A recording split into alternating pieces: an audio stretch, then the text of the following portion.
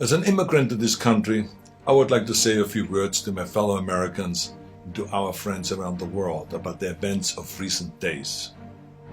Now, I grew up in Austria. I'm very aware of Kristallnacht, or the Night of Broken Glass. It was a night of rampage against the Jews carried out in 1938 by the Nazi equivalent of the Proud Boys. Wednesday was the day of broken glass right here in the United States. The broken glass was in the windows of the United States Capitol. But the mob did not just shatter the windows of the Capitol, they shattered the ideals we took for granted. They did not just break down the doors of the building that housed the American democracy, they trampled the very principles on which our country was founded. Now, I grew up in the ruins of a country that suffered the loss of its democracy. I was born in 1947, 2 years after the Second World War. Growing up, I was surrounded by broken men drinking away their guilt over their participation in the most evil regime in history.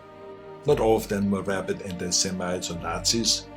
Many just went along, step by step, down the road. They were the people next door. Now, I've never shared this so publicly because it is a painful memory. But my father would come home drunk once or twice a week, and he would scream and hit us and scare my mother. I did not hold him totally responsible because our neighbor was doing the same thing to his family, and so was the next neighbor over. I heard it with my own ears and saw it with my own eyes.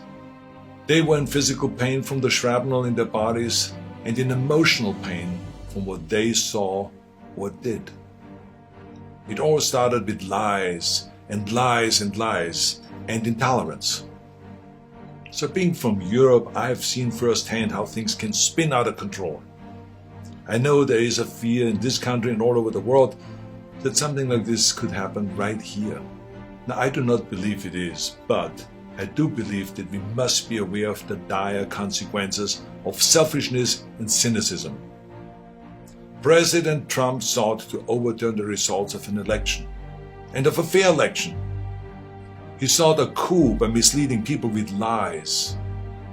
My father and our neighbors were misled also with lies, and I know where such lies lead. President Trump is a failed leader. He will go down in history as the worst president ever. The good thing is that he soon will be as irrelevant as an old tweet.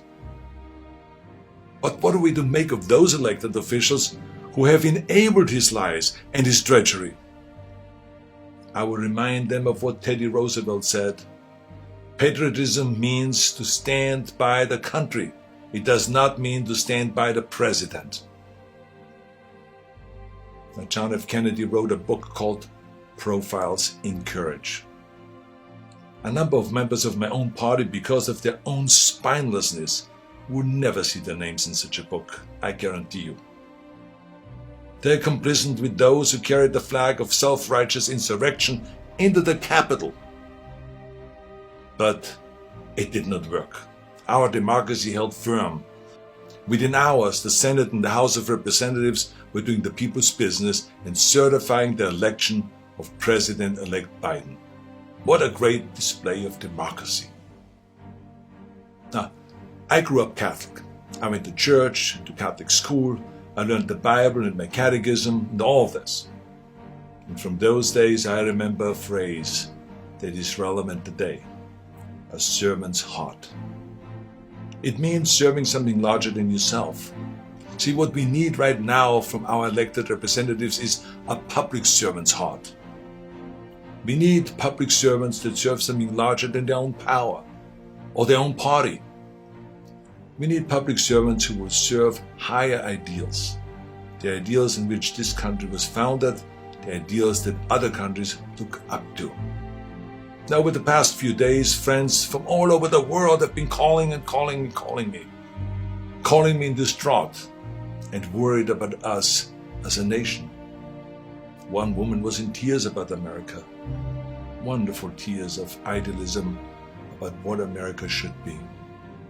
Those tears should remind us of what America means to the world. Now I've told everyone who has called that as heartbreaking as all of this is, America will come back from these dark days and shine our lights once again. Now you see this sword? This is the Conan sword. Now here's the thing about swords. The more you temper a sword, the stronger it becomes. The more you pound it with a hammer and then heat it in the fire and then thrust it into the cold water and then pound it again and plunge it into the fire and into the water, the more often you do that, the stronger it becomes.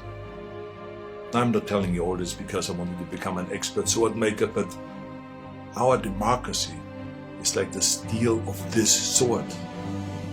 The more it is tempered, the stronger it becomes. Our democracy has been tempered by wars, injustices, and insurrections. I believe, as shaken as we are by the events of recent days, we will come out stronger because we now understand what can be lost. We need reforms, of course, so that this never ever happens again. We need to hold accountable the people that brought us to this unforgivable point. And we need to look past ourselves, our parties and disagreements, and put our democracy first. And we need to heal together from the drama of what has just happened. We need to heal not as Republicans or as Democrats, but as Americans. Now, to begin this process, no matter what your political affiliation is, I ask you to join me in saying to President-elect Biden, President-elect Biden, we wish you great success as our president. If you succeed, our nation succeeds. We support you with all our hearts as you seek to bring us together. And to those who think they can overturn the United States Constitution, know this: you will never win. President-elect Biden, we stand with you today, tomorrow, and forever in defense of our democracy from those who would threaten it. May God bless all of you, and may God bless America.